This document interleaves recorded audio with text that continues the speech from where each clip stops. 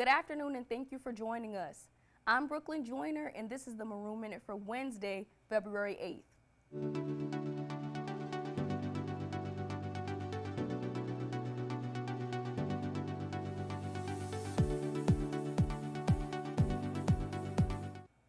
Happy Hump Day, everyone. First, we're going to start with the State of the Union address.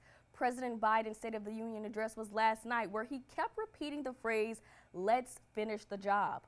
Biden talked about how he hopes that this divided Congress can work together. Biden's call for Medicare and Social Security funding was one moment where both parties actually agreed. One talking point he brought up was lifting the debt ceiling to pay American bills and to prevent what he calls an economic disaster. Republicans have been against raising the debt ceiling because they want to cut spending and balance the budget. Biden also gave the American people a preview of his upcoming campaign. He went after gas prices, drug prices, and big tech. Sources say Biden is expected to announce his bid for re-election in the coming weeks.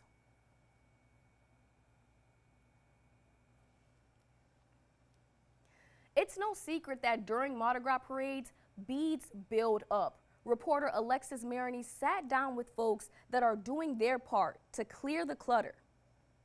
Carnival is back and parades are finally rolling in the streets. It's a time when folks get together and trash piles in the street. But 3 locals are doing their part to clear the clutter. For nearly a decade, one local artist has turned trash into treasure. A lot of my art is from wine bottles, liquor bottles. It's doing something that I really love to do, and it's helping the environment because I'm recycling. It's good for the environment and the community. Even Mardi Gras crews are stepping up and doing their part, some even ditching the plastic beads. Here I have jambalaya and coffee beans, both things that you can catch on the coronavirus.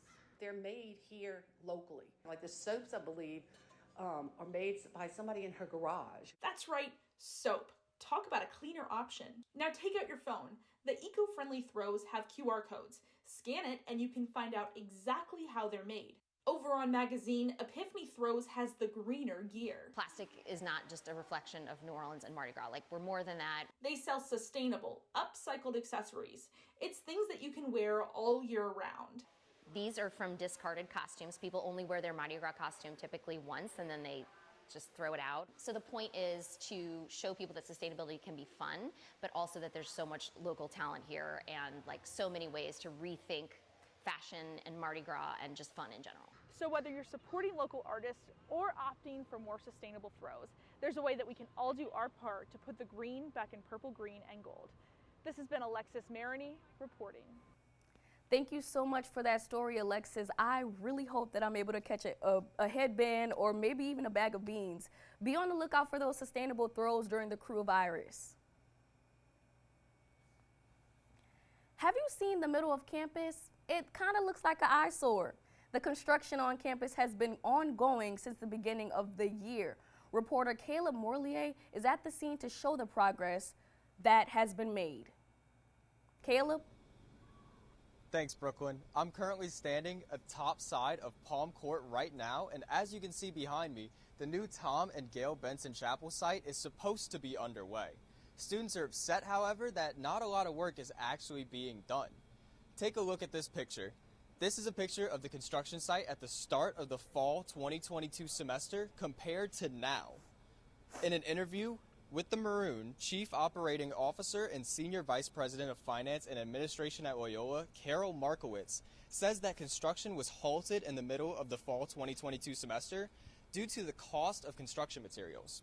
Behind me, you can see that grass has grown over the once muddy area and construction material just lays on the ground, and even the banners that were laying on the fence are falling off. Markowitz says that construction is set to continue within the next 2 months, so be sure to check out the Maroon story on their app or their Facebook page.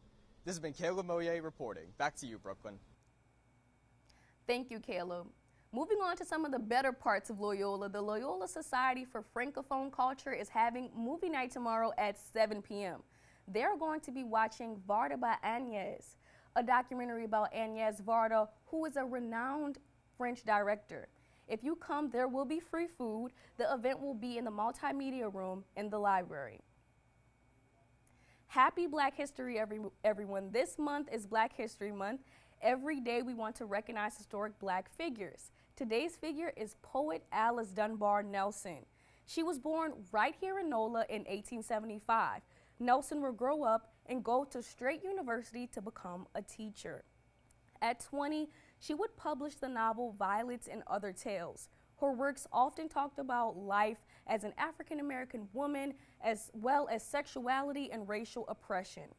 Later in life, she would move to Delaware, where she would work for the Woman's Era, which is an African-American newspaper. While working on the paper, she fought for women and African-American rights.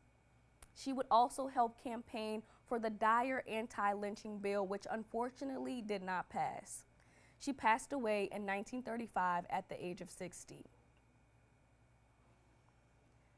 Well, that looks like that's all we have for now. Happy Hump Day again, and make sure you download the Maroon app to stay up to date with Loyola News. Have a great day and take care of yourself.